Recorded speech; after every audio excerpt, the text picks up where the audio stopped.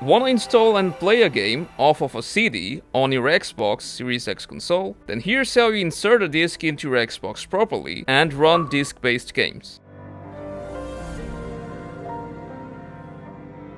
So let's grab the Xbox gaming disc, open the cover, then we'll take out the disc by firmly pushing at the center.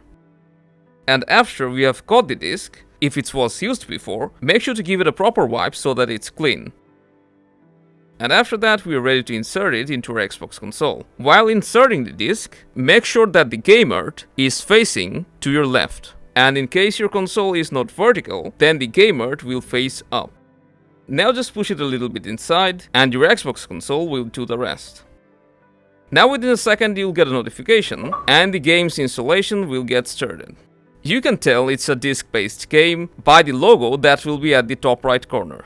The game may also ask for an update. If that's the case, select Update Now, and you can also inspect the queue by pressing A on it. And here you can see it's copying data from the disk right now. And after that, it may also need to download additional data. And while it's installing, you'll need to keep the disk inside the console.